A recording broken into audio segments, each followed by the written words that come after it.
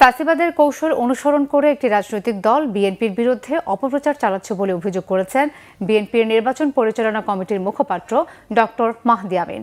গুলশানে বিএনপির নির্বাচন পরিচালনা অফিসে সংবাদ সম্মেলনে তিনি এই অভিযোগ করেন। শেরপুরে একটা বিষয় ঘটেছে, সেটাকে কেন্দ্র করে ঢাকাতে একটা সংঘাতের সাথে চাঁদাবাজির কি সম্পর্ক আমরা জানি না। তার মানে যখন সংঘাতকে কেন্দ্র করে চাঁদাবাজির কথা বলা হয়, সেখানে শীর্ষ নেতৃত্বকে জড়ানোর একটা বয়ান তৈরি করা হয়, অবশ্যই এগুলো উদ্দেশ্য প্রণোদিত। আমরা তো ইতিবাচক রাজনীতি চাই, দোষারোপের রাজনীতি, ফ্যাসিবাদের সাথে সাথে মূলোৎপাটন হবে, সেটা আমাদের প্রত্যাশা। সুতরাং আগামী বাংলাদেশে আমরা সবার কাছ থেকে সেই পারস্পরিক সম্মানবোধটুকু প্রত্যাশা করি। কেউ যদি চান যে একটা ঘটনা ঘটলো এবং তার সাথে সাথে সেটাকে ভিত্তি হিসেবে ব্যবহার করে কিভাবে রাজনৈতিক স্বার্থ হাসিল করা যায়, সেটি কোনোভাবেই কারো কাম্য নয়।